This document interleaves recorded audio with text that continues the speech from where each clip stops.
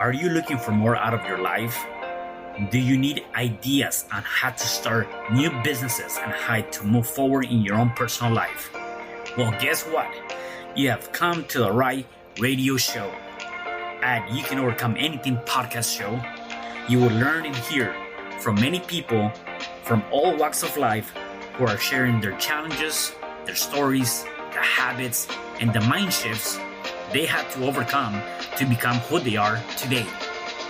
On top, you will get a chance to connect and see how you can overcome anything by networking and learning about your next move through this radio show.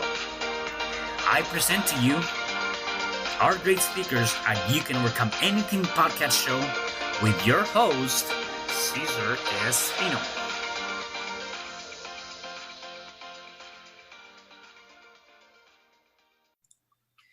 Hello there, and welcome back to another episode of You Can Overcome Anything podcast show. It is your host, Cesar Espino, and you can find me at www.cesarrespino.com. And today, I have a very special guest. His name is Bryce McKinley. Hey, Bryce, how are you, brother? What is going on, man? Thank you for having me, brother. I love it. I love the energy already. Yeah, that's awesome. So let me give the listeners and viewers a little bit of your background, and then we can dive into it. Sure. So Bryce is the co-owner of a real estate brokerage, Master Salesman, Master Sales Trainer, real estate investor specialist, and he has been globally recognized as a top 5 sales trainer, independent business consultant, working with businesses included but not limited to Fortune 500 companies such as Ford, Nissan, Tyco, and ADT. He has been selling since he was 8 years old and training sales professionals for over 20 years. This has allowed him to become a Master Closer and Negotiator. And most recently, he has taken his abilities into real estate, where his team has had over 7,000 homes bought and sold. As the CEO of Sharpen, and we'll get to that in a little bit, a nonprofit in which they help and serve the less fortunate, he is changing the world one life at a time. Amazing, man. I love that. So that's a really good, I love what you have there, and definitely want to dive into that. But I want to go back, and I want to take it back to like the beginning, right? Like, where are you from originally? Tell me about your upgrowing, and let's start from there. Yeah, man, I appreciate that. Thank you, Cesar. I hear those bios all the time. As a international keynote speaker, it's like, it sounds great, but like, who is this guy, right? And, first and foremost, I am a servant of the Most High God, and I call him Jesus. You guys call him whatever you want. That's just who I call him. And I'm a dad and a husband and a father, and so those are the roles that I like to identify with. I'm a loyal friend. I'm kind of that ride or die, which comes from my upbringing. Yeah. And so when you ask me about my upbringing, it's like, gosh, grab some popcorn. Let's go. Yeah, let's do it. Definitely. Yeah. So I grew up, Cesar, in Northern Illinois, and my parents are both, lower class factory truck driver, blue collar workers. They're not middle or middle upper class. Like, they're lower class, bottom of the totem pole. And that's how I grew up. I grew up thinking that was if I hit 6 figures, gosh, that was like making hundreds of millions of dollars. And I originally, you read the part where I've been selling since I was 8 years old. I've had this internal drive since I was a kid to always get better. And I see my dad work hard and didn't have a great, daddy figure, but I had a great father figure. And what I mean by that is he was dependable. He was faithful. He was a hard worker, and he had some really good, strong values. And then I had a mom who had similar values and wasn't a great mommy per se, but she was a great mother, and she worked her butt off. And heck, even to this day, my mom still works, 80 hours a week. Well, more like 50 or 60 hours a week in a factory, and I can't get her to quit. And so that was instilled in me at a very young age of just not giving up.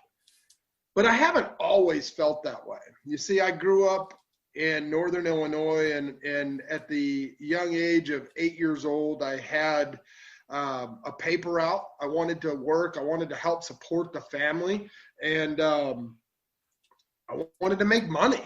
You know, I thought that making money was what was going to change the world, and little did I know that wasn't necessarily the case. But we'll get to that. Yeah.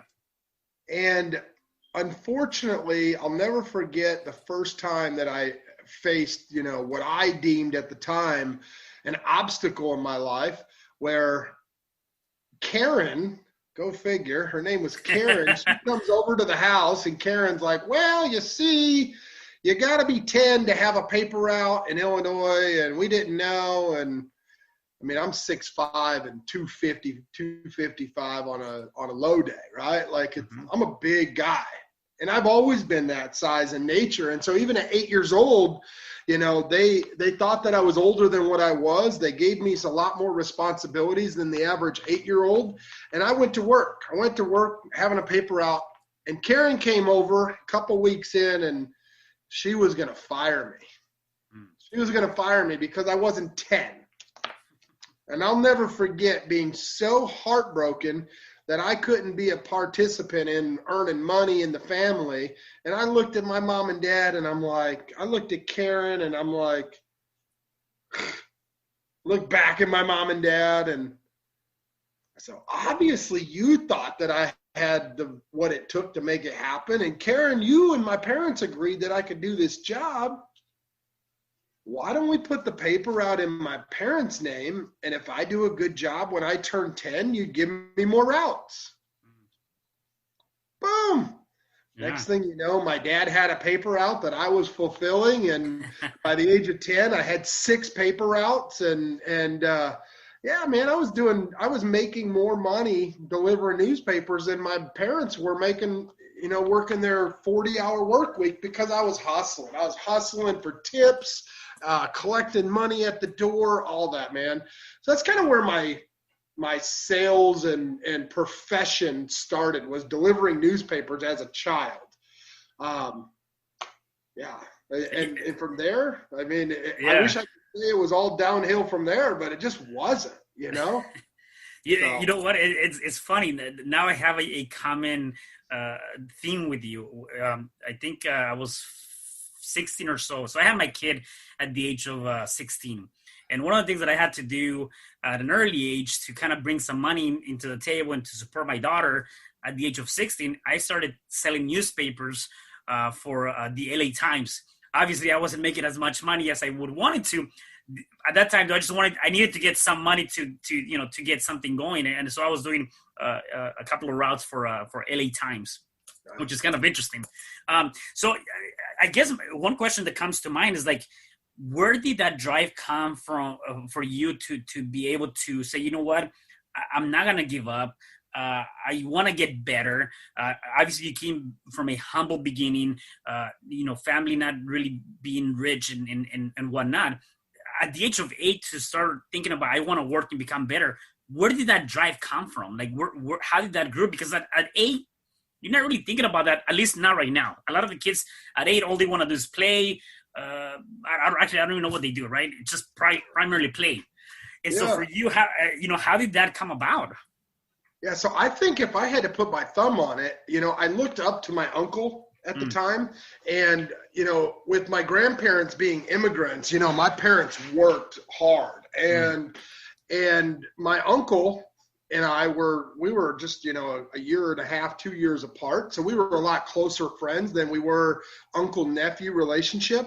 And I remember seeing him, like, sewing the guest sign on the back of his jeans so that he looked like he was in the crowd, right? Yeah. And I'm like, I am not going to be a poser. I'm not going to be the fake. I'm going to work my butt off, and I'm going to get the Guess jeans. I'm going to get the, I think at the time, Fila's and Air Jordans were just becoming popular, right? Yeah. I'm going to go and buy those things that everybody else wants. And so I just started hustling, man. I identified at the time with success as a monetary thing. And I'm glad that I don't feel that way now. But at the time, I believe that was the original, like, attachment that I had to success was that I had to have X amount of money in the bank and the clothes on my back and a house and a car. And that's really what was my driver. Scary part is a few years later, at the age of like 12, my parents would end up, I think it was like between 11 and 12, somewhere in there. I don't really recall. I was in fourth grade, whatever age that was. My parents went through a divorce. And everything that I knew about my previous life went out the window. And what I mean by that is I grew up in a very strict, like Protestant, like Christian home. It was like very cult-like home. I mean, you looked at a TV and you thought you were going to hell, you know? You went swimming in a pool with a girl, you thought you were going to hell. And that's how I grew up. And so when my parents separated, like, everything I knew about God and everything that I knew about life went out the window. And at that point, I decided that I wanted something different. I didn't know at the time that it wasn't the best choice, but I started hanging out with a different crowd and becoming this chameleon and hanging out with, you know, dope dealers and gangbangers and you name it, what would be considered the bottom rung of the totem pole. That's who I hung out with. But I had drive. And so I figured out how to get to the top fast and have everybody look at me as some sort of idol in some sort of way. And I was always just selfishly serving myself. And so, you know, I got into a lot of trouble at a very young age. And by the age of 17, I'd been shot twice, stabbed 5 times, Cesar. I mean, you know, LA, like Chicago is bad too, right? And at the age of 17, I was facing 2 counts of manslaughter. And I mean, I was looking at my life being thrown away. Wow. And like you, I had a child at a very young age. My daughter, I mean, she's like 22 now. You know, I was 15 years old. I had a baby. Here I am, a kid with a baby, and I'm going to go away for life. By the grace of God, I was acquitted of my charges. And that's when I was like, okay, I got a second chance at life. Little did I know, looking back, it was like a third chance at that point, you know? Yeah. And my uncle grabbed me by my ear, literally walked me out of the courtroom and said, you're going to come live with me. Ended up staying with my uncle and sleeping on his couch, caused some marital problems there, I'm sure, because I was not a good kid, sneaking out, smoking dope. And all I knew was I had drive, I wanted nice things, and I seen all the other car salesmen at the car dealership that he put me to work at making money. I was detailing cars. And I figured if I could make hundreds of thousands of dollars selling dope and tens of thousands of dollars selling newspapers, like I could sell cars. And that's kind of what got me into the automotive industry initially. And so I begged and begged my uncle for a position. And one snowy December day, he's like, if you can sell a car today, I'll put you on the sales team next week.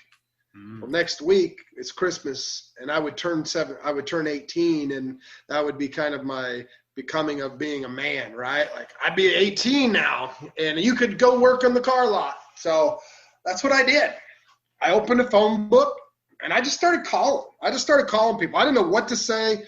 I just knew that I had to talk to people. And so I started talking to people and having conversations and asking questions. And I'm sure that we'll probably go into some of that, you know, the sales stuff later. But some of these things just came so naturally for me. And wouldn't you know it, the first day in the automotive industry and never having any experience, I sold 3 cars. Wow. Yeah. My That's uncle's amazing. like, you're on. You're on the team now. That's it. Yeah. I want to go back to what you said, and I want to get your input, because I think a lot of people that might be watching this or even listening to us, they might be facing something similar.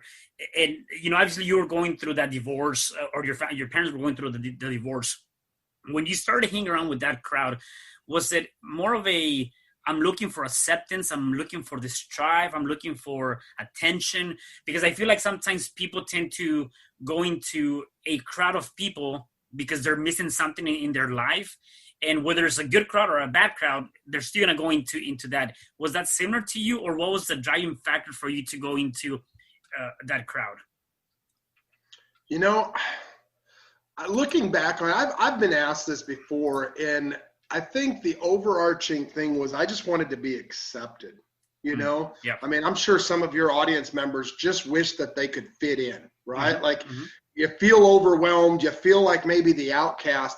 I just wanted to fit in. You know, when you grow up in a cult, everybody looks at you funny because you never wear shorts and you have your hair cut short and you can't grow it out and you can't grow facial hair. And like, I just wanted to fit in. And so I was just trying to find my circle.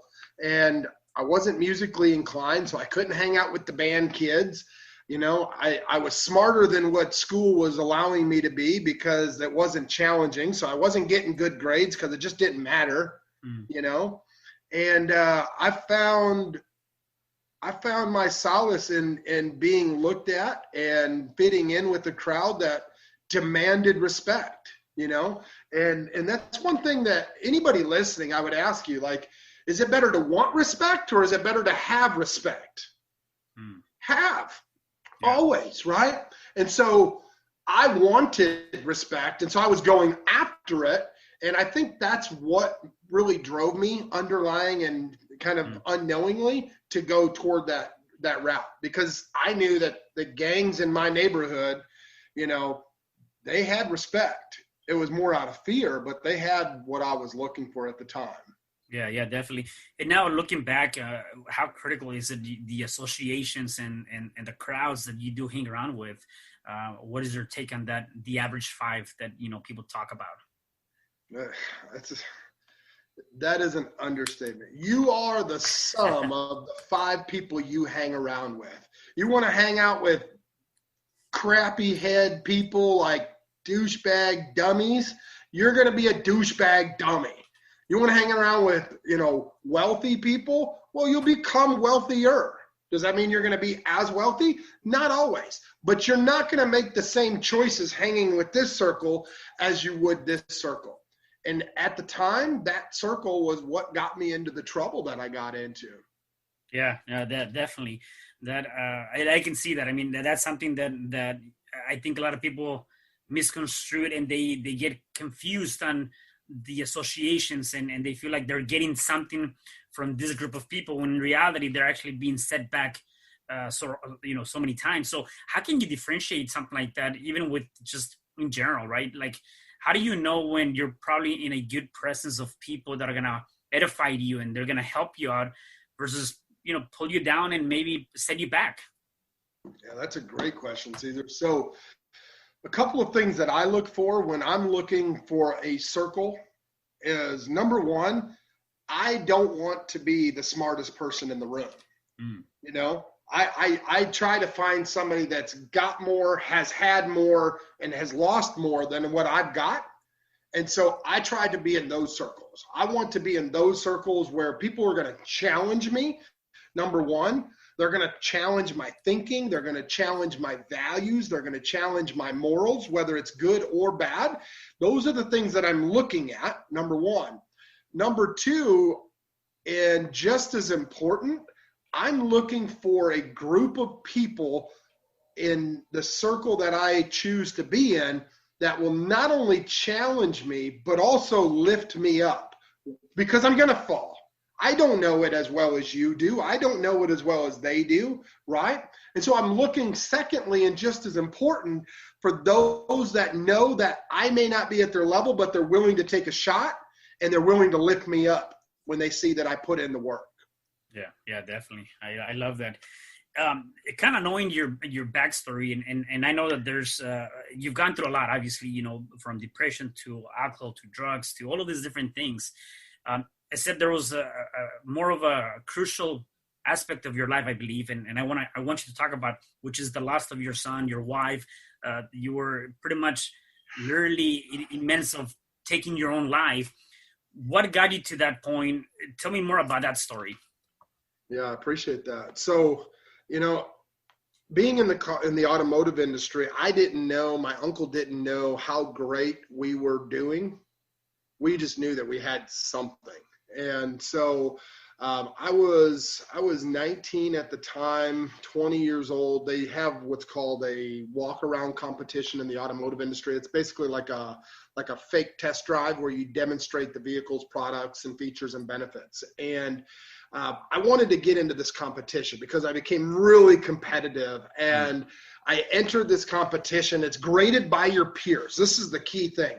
It's a competition graded by your peers, and you go through this process of likability, knowledge, and overall presentation of the vehicle. And as you are all grading each other, the cream rises to the top, right? So I went and entered this competition at a local level, went to regionals, went to nationals, and there's only been 2 other people that have ever been to nationals 2 times. I've been there 4 times. Nice. 4 years in a row, 19, 20, 21, and 22. I went 4 years in a row all the way to the top, and I got first place twice and second place twice. And so the automotive industry is like, who is this guy? What is he doing? Come to find out, I was averaging about 75 cars a month. The national average to this day is 10. Wow.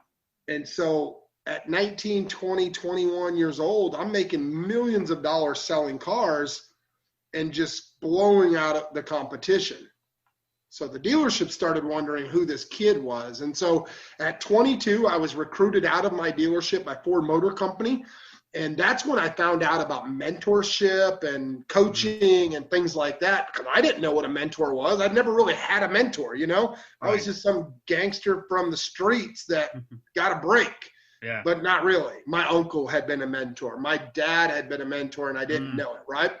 I just didn't look at them the same way. So when I started paying, that's when I started playing. I like to say that a little differently than most. Like, I paid for a mentor now. It's like, I better invest in myself. And when I did that, I started seeing bigger and better and faster results. And so I got recruited out of my dealership at 22.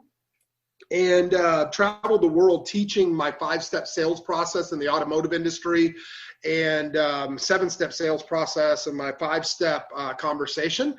And from there, man, it was crazy. My wife had 5 companies, she had 2 salons and 3 daycares. Like, we had the world by the the cojones, as they say, right? Yeah. Like, you being Hispanic, my wife was from Veracruz. Like, she had that same work drive. Like, we were just grinding. We were a power couple. And in 2006, unfortunately, she had a baby that was killed. And I wasn't a great dad. Remember, I didn't have a great dad figure. I just knew how to work. I wasn't a great husband. I just worked. Yeah, so I didn't have a great dad role model, and so I wasn't a great dad. I wasn't a great husband, and all I know is that I knew how to work. And so while I was working over the next 24 months, she would end up drinking her life away. And I'll never forget getting a phone call. I just met with her the night before, and Friday, June 13th, I got a call, and she had committed suicide. And as I look back, and I've told this story 1,000 times, Cesar, and I wish that I could have been there for her. And her mom was my Sunday school teacher, man. And I'll never forget getting that phone call, and I literally just checked out. I checked out. Over the next 18 months, I would go to lose close to $80 million, 5 companies down the drain, up my nose and in a bottle. And then I got a phone call one March afternoon, 2010. This girl that I'd been messing around with, she said she was pregnant. And I had a reason to live. I had another reason. So we were going to do this. So I'm going to take care of my responsibilities. let's do this. So it got real. It got real fast. So we're going through the whole pregnancy thing. November comes along. I've been sober now for a few months, and we have our son. We have some complications with our son. It's like, gosh, I got to work. I got to be here for this kid, this lady. And we were going to do this. I ended up getting some contracts with Tyco Corporation. I had a contract with the Pentagon, doing some hostage negotiations with the CIA. Tyco had a subsidiary company, ADT, the alarm company. I was doing good. Mm. We moved down to Dallas, Texas for a contract with ADT. And this was, I think, January. Well, I've been negotiating back and forth, but January I really solidified the contract. We moved down to Texas, and man, I come home one day from the office, and there my son's mom was passed out on the bed, pills all over, couple-month-old baby on the floor, and I'm just like, what? Like, what is, like, I lost my mind. I'm like, not again. I'm in control. And that's the key. You're in control. You can come and overcome anything. I grabbed my son. I packed a bag. And what does any good gangster do? Gets evidence, right? I set my son back down and took pictures, and I left. Cesar, the next 9 to 12 months would be the fight of my life. I would not only lose those contracts because of the drama that she created, I would be homeless, sleeping in hotel rooms, bouncing around in shelters, sleeping in my car because my bank had been froze and she had drained every last penny.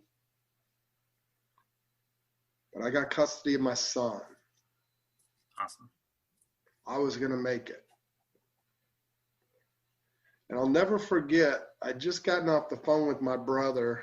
It was September 28th, 2011. Been on the streets now for, 8-9 months. I got off the phone with my brother and I just said I couldn't do it. I wrote my son a letter. I wrote my mom a letter, told her to take care of my boy. I pulled my car out in the middle of the road. The same 40 cal that sits next to my bed tonight. Hasn't jammed since and never jammed before, but that night it jammed 3 times in my mouth.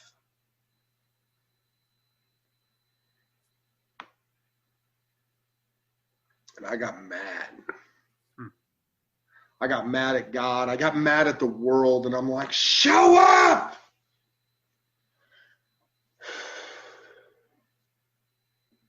If you're half as great as you say you are and anything that anybody else says, show up.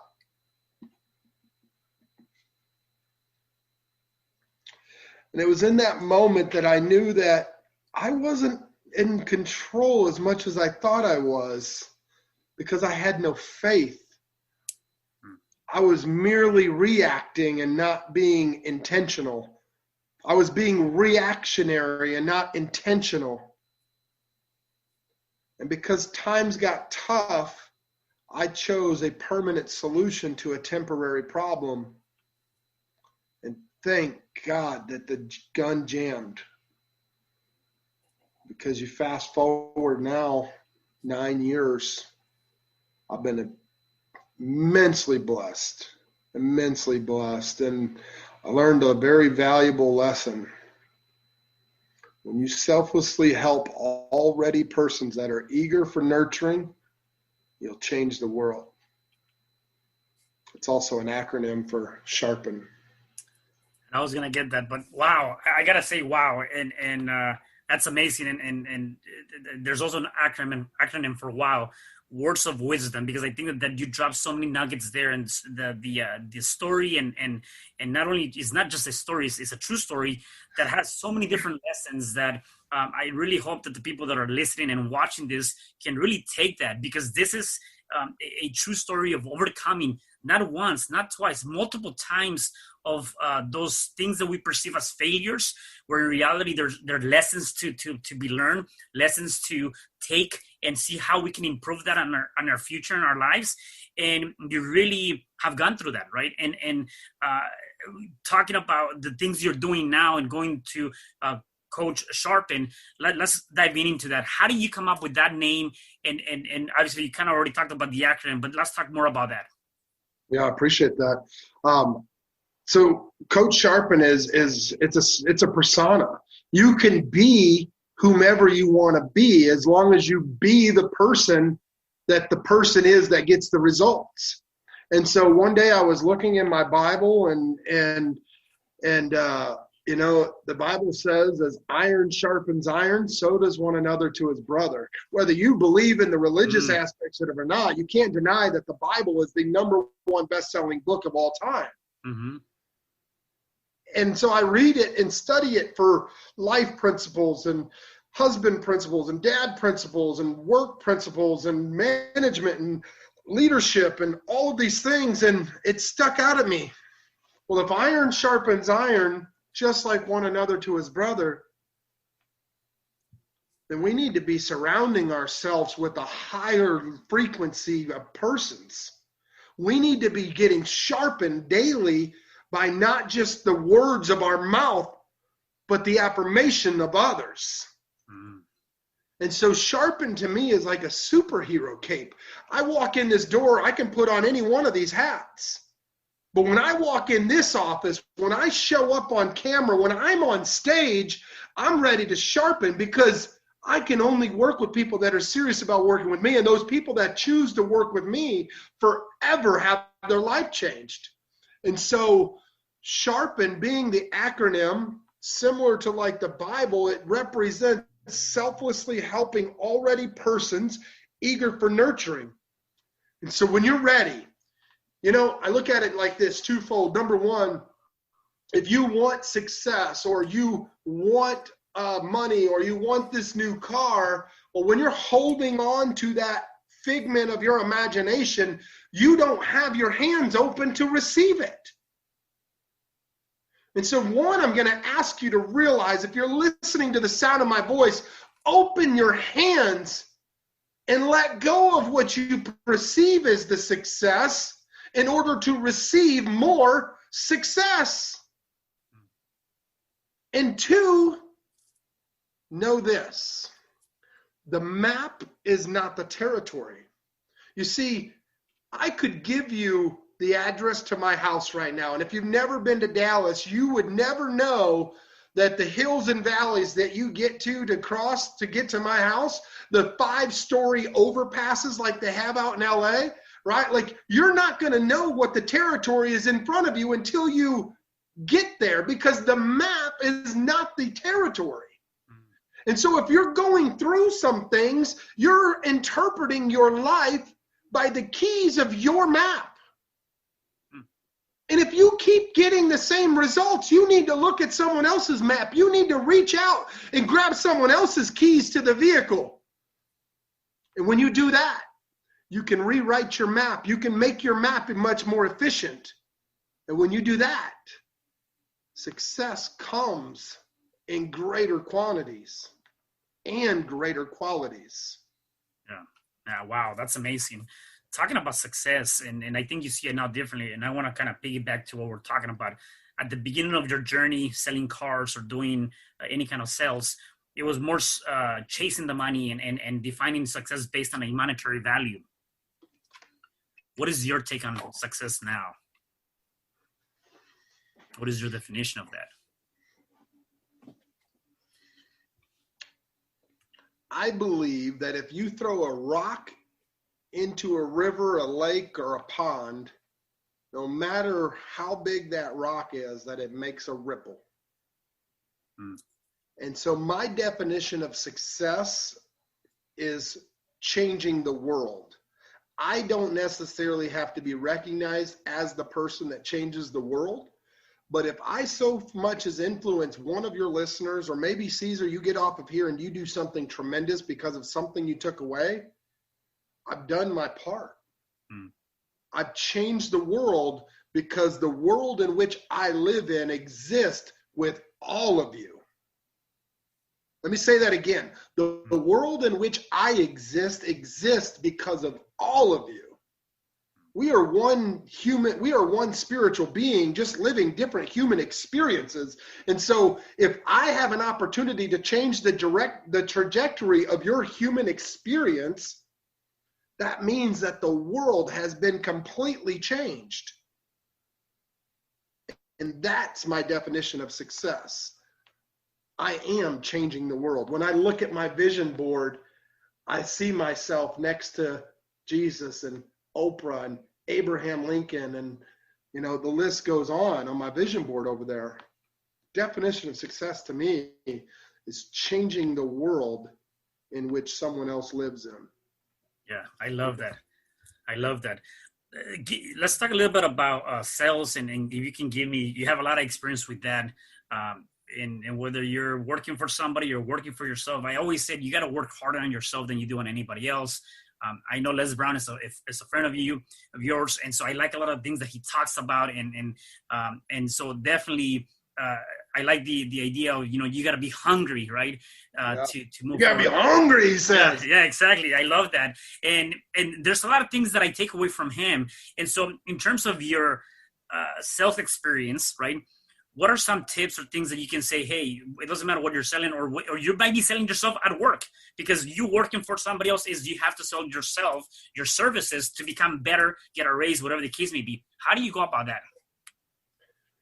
So, one thing that Les Brown says, since you brought up my friend, I got a shout out to Les. I love you, my man. Is similar to like the open hand model, right? Like your dream was given to you. You just have to be ready, willing, and able to accept it. And if you want to grow and develop yourself, you have to be willing to embrace failure. It's not what you do, it's how you do it. And so when I think about that, and the quote that he states there is, you have to be willing to embrace failure. When you can accept that you're going to fail and know that failing forward step is further than you were before you took the step, you've already started your path down to your road to success. Does that make sense? Yep. Yeah. And so when I look at sales and getting better and better every single time, two things. One, I practice. Like, I keep my sales script. I've closed over 7,592 transactions as of today. I keep my sales script right here, and it's like beat up, and I print it off when it starts falling apart. I practice this thing every day. Wait. So you're trying to tell me that you do all these transactions and you're still going off of a sales script? Absolutely. Word for word. Wow. Okay. Yeah. I don't deviate. The only deviation is like the little curveballs that the potential person do. It's just merely to suffice their need. Maybe they made a statement or they ask a question. It's like, I'll address it, and then I go right back to where I left off. So if my script is this long and I got here and they threw me over here, guess what? Boom, I go right back there and I finish where I'm at. Mm-hmm. Absolutely. I don't deviate from the plan, because what do they say? If you fail to plan, you plan to fail, right? Yep. Well, I know that script has closed over 7,589 transactions, 92, I'm sorry. Gosh, I'm going to read that sucker word for word, and then practice the tonalities and practice the nuances. So that way, when a curveball comes, I can dodge and weave and get right back to where I left off. Yeah. And one thing I know that you talk about too is simplicity. Like, keep it simple too, right? And sometimes we tend to overcomplicate things. And I know for myself, I've done that multiple times in many different things. Starting this podcast, I was worried about the banner or how that's gonna look like. When I started writing my book, I was overcomplicating things. And it really started with, at the end of the day, when I said, you know what? How about if I just start? just take action now and do something. It's not going to be perfect, because if I'm reaching perfection, then there's nothing else for me to work on, right? And so just start somewhere. And I know you really embrace the idea of simplicity. Talking about Les Brown, it kind of talks about what you just talked about. He says, it's better to be prepared for an opportunity than not have one, than have an opportunity and not be prepared. And I think a lot of that comes down to practice, even if the opportunity is not there, so that when you do get the opportunity, you're ready to rock and roll. And I've seen that plenty times where people don't do that. They're waiting for that opportunity. And now it's like, okay, what do I got to do?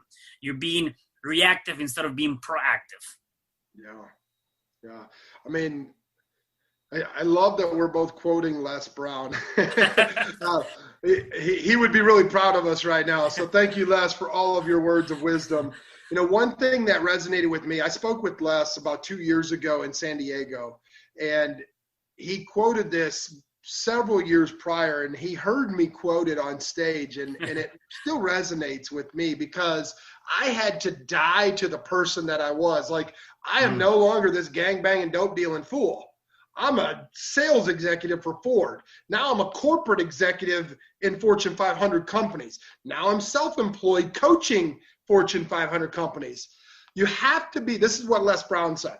He said, you have to be willing to allow the person you are today die so that you can give birth to the person that you're meant to become. You have to be willing to die to who you are today so that you can become the person you want to become, give birth to the person you want to become. And I think that's one of the biggest misconceptions or misunderstood things is like, does that mean you have to give up your old habits? It might. Maybe you use those habits to propel you. However, whatever that looks like, wherever you're going, and this is something I quoted a couple weeks ago, it's like, in order to have the success that you desire, you have to be today who the person is that's getting the results. You want to sell 20 cars a month? What does that guy do? Does he get up at 4 a.m.? You better start getting up at 4 a.m. You want to close 80 houses a month on average? I'm up at 4:45. I read my Bible. I make my bed. I brush my teeth. I lay back down. I meditate. I don't turn my phone on until 9:30 a.m. Yeah. You gotta be the person that you want to be that gets the results, but you gotta be that person today. Yeah, I love that. And that's the other thing I wanted to ask is, what are your daily, Tony Robbins refers to them as rituals. What are your daily habits or rituals that you do on a day-to-day basis to put you in this positive state of mind? Yeah, I love that. So there's, it's kind of a hybrid of like Tony Robbins rituals and the Miracle Morning. It's really what I've done. That's what I've done for 20 years. And, if there's something better out there, I'll look at it. But it's like, I like waking up and splashing cold water in my face and going outside and when nobody's around. It's still dark out sometimes, to just talk to God and my maker and just show him thanks, right? I make my bed. I read affirmations for 20 minutes at a time. I meditate for 20 to 30 minutes at a time. I pray for 20 minutes at a time. I listen to positive influence podcasts and things like this that encourage me. And I work out. I should work out more. That's something I'm working on. I'm still human, right? Right. And then I go and shower and brush my teeth and drink my coffee or whatever it is that everybody else does, but I don't do all those things for myself first before I get myself right first. Does that make sense? I take care of myself so that myself can take care of everybody else. Yeah, I love that. And that's the way I look at it, Cesar. I mean, at the end of the day, I don't know who quoted this, and I probably should, but you got to win your morning to conquer your day. I believe that was Tony Robbins that said that. Yeah. You have to win your morning to conquer your day. The rest of the day, it's planned out strategically, down to the minute. Like, this is what I'm doing, this is what I'm doing, this is what I'm doing. And I do that on Sunday nights. On Sunday nights, I map out my week. If there's a curveball in there or something, you know, I know that I have the flexibility to move this or this around so I can make things happen, right? But Sunday night, I know what I'm doing for the next 10 days. Yeah. Because if I don't, come day 7 and something needs to change, I don't know where I'm at. So I look at it just like when I was in the car business. When I was in the car business, the first thing that I would do is I would walk the lot every morning. I would touch every single car. Wait, there was a yellow one here yesterday. What happened to it? Make a note, right? I'm in real estate.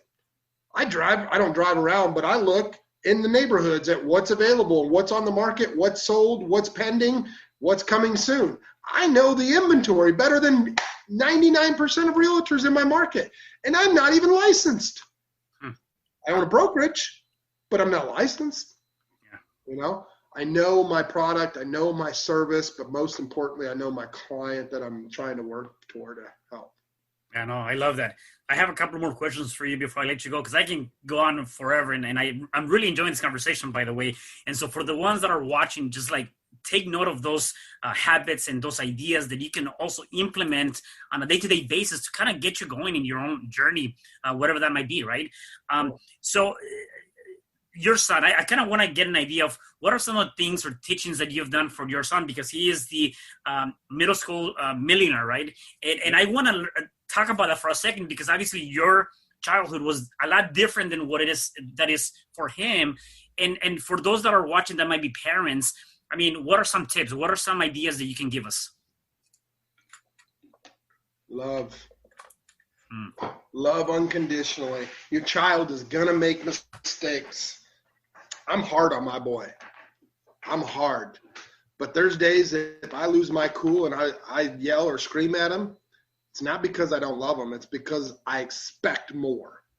And I think the number one problem that we have as parents in this world right now is that, one, we don't know how to set boundaries and we don't know how to set expectations. So my son knows first thing in the morning he does, before he does anything, he makes his bed. He works at Miracle Morning.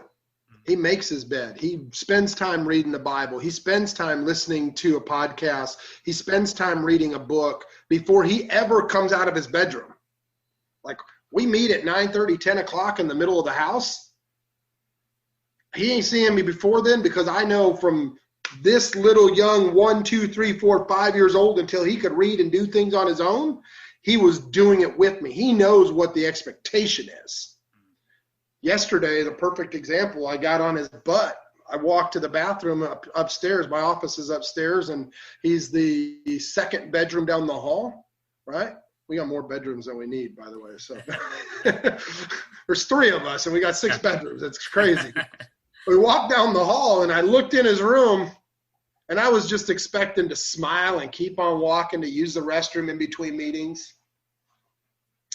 Not when his bed wasn't made. No, sir. Young man, get over here. What's wrong with this picture? Oh, I forgot. We don't forget. Excellence doesn't forget. Mediocrity forgets. You want to be mediocre or you want to be excellent? That's the question. I want to be excellent. Get your butt in there and make your bed now. I'm hard on him. And I make him go run laps because he forgot. He won't forget for a while. Yeah. And then when he comes in, I give him a hug and tell him how much I love him and explain to him why it's important and have a conversation. You know, the other side of that is not just ruling with an iron fist, but also listening and asking questions, but not being afraid to answer questions. Because, I mean, my 9-year-old's been out and hanging out with more adults than most adults do, you know? Mm-hmm. So he asked me what sex is and what this is and what that is. The minute you shy away from your child and your child asks you a question, you shy away from it or make excuses or lie to them, you've lost all credibility. And I won't do that. That's what I do differently. So I may be a little harder on him than most parents, but I also feel that I love him differently than most parents. And I know that he's set up for greatness. I mean, the kid raised over $12 million at 7 years old for the homeless kids here in Dallas-Fort Worth, all by himself. When he put his mind to it, he got anything done. Now he wants to make money. He'll go raise money, a couple $100 in an hour, and be like, I'm good. You know, Yeah. It's just not the same driver because he's working on other projects right now, you know. Right. But it's the consistency, the boundaries, and the expectations. I don't let my kid come and hang out in my bedroom. That's an adult's room. Yeah, It doesn't know any different. I love that. Yeah, and then, you know, so just take note of those things, love, conversations that do matter, the boundaries, creating all that stuff. That's amazing. You have something here that I like, and you said love like you have never been heard, and live life as if there's always another explanation. Can you elaborate on that, please? Been doing your homework, Cesar. That's a fire right there. Yeah, so we've all been hurt. We've all had hard times. But the number one key to true relationships is when a relationship is freely given. And the only way to do that is to love. And so if you love like you've never been hurt, that doesn't mean forget about things. You can use things as keys to your map. You know, maybe you've been cheated on. That doesn't mean that every guy's an a-hole and a cheater. That doesn't mean that every man in the world is a prick. There's a lot of them out there. But guess what, ladies? A lot of us guys feel the same way. But when you love like you've never been hurt, it's easier to forgive. And when you can truly love and truly forgive and use those past experiences as an opportunity to set the boundaries and expectations, you'll get anything you want in life. Now, what makes it easier is the second part. Living life as if there's another explanation. So, Cesar, let's say that you and I have a phone call and we missed the call. I could be pissed off and charge you $2,500 because that's about what my time is for a 30-minute call. You missed my call, man. I'm going to have to send you a bill. Or I could be like, Cesar, my man, is everything okay? Oh, gosh. You forgot about our appointment. You must be busy. I'm going to rack them. The sales stuff. I'm going to rack them. But, you know, when you live life like there's another explanation, let me give it to you like this. How many of you guys have ever been cut off driving down the freeway? All the time. All the time. You're in LA, Cesar, all the time. All the time. How many times have you got ticked off and pissed off and you slammed on the horn? I would say 9 out of 10 times. All the time. Yeah. It's different when we're sitting in bumper-to-bumper traffic and we know that nobody's going anywhere fast. But when we're all going 65, 70 mile an hour and traffic is flowing and that guy cuts you off,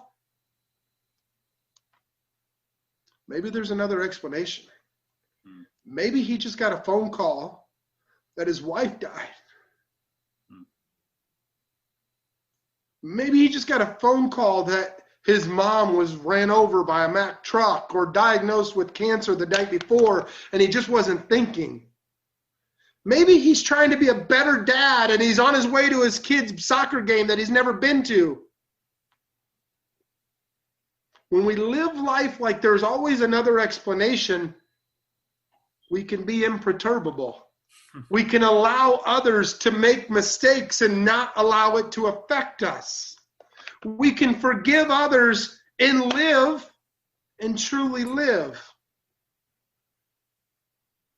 And so I ask, you want to overcome anything? Love like you've never been hurt. Forgive like there's no tomorrow.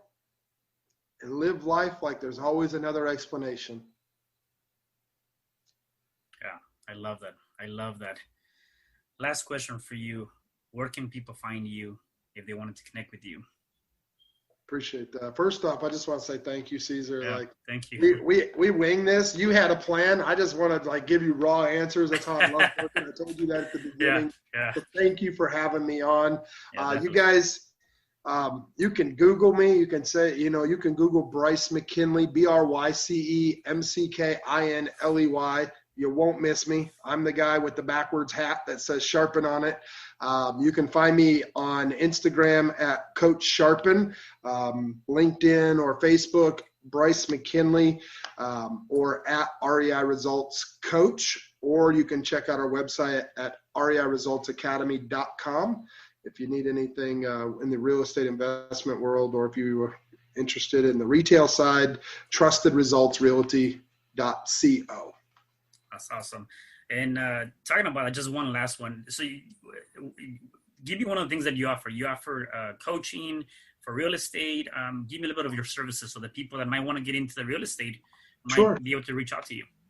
Yeah, so I found real estate investing, wholesaling specifically, about 8 years ago when I attempted suicide. And, most people do 1 or 2 transactions a month if they're doing business pretty consistently. The big guys do 15 or 20 deals a month. But I found with my 5-step and 7-step process, I've been able to average 87 closings as of last week. That was 87 per month over the last 8 years. And so per month, we're closing 80 to 100 deals a month. And so we're trying to share that with the world and what we're doing, because we have been virtual this entire time, even prior to COVID. And so COVID for us just only helped us help others and switch and adapt where everybody else is trying to adjust and pivot. We've already been virtual. And so we're teaching people how to invest in real estate with no money out of pocket, no money out of pocket, not using other people's money, just using no money, and making 10, 12, 11, $10,000 to $12,000 on average per transaction. And so that's wholesaling real estate. I also do independent consulting for businesses, sales training, team building, things like that. That's, reach out to me at REI Results Coach or at Coach Sharpen on Instagram or REI Results Coach on Facebook. But then my favorite thing to teach is neuro-linguistic programming and sales. Sales and persuasion, the art of the conversation, and neuro-linguistic programming. I've been, master practitioner, NLP instructor, and sales aficionado or trainer. They all have different titles. I don't know. Right. Yeah. I'm just a guy with a cool hat, man. There you are. That's it, man. So I love teaching sales and persuasion. But for me, outside of business and sales, for me, it's the heart. It's like changing the mind and changing the heart to make the world a better place. That's really what I love to teach. So that's awesome. Well, Bryce, thank you so much for being here, guys. Make sure you guys connect with them. Just reach out to him. So once again, thank you, Bryce, for being here. My pleasure, brother. I appreciate you, man. Yeah. Thank you so much, guys. Definitely. And guys, do not forget to like, comment, subscribe to this channel. Please share this video, man. There was a lot of golden nuggets. Just make sure you get the word out and reach out to Bryce. So I will see you guys at the next episode of You Can Overcome Anything podcast show. Hi, I'm Cesar Espino, real estate investor, business coach, and consultant, and author of the book, You Can Overcome Anything, Even When the World Says No. My number is 424-501-6046. In my book, I talk about making the necessary changes to shift your mind for prosperity and certainty. Pick up your copy at Amazon. I also love helping families with their real estate and can purchase your house fast and all cash. Follow me on Instagram, Facebook, and LinkedIn. My number is 424-501-6046. Thank you for having me today.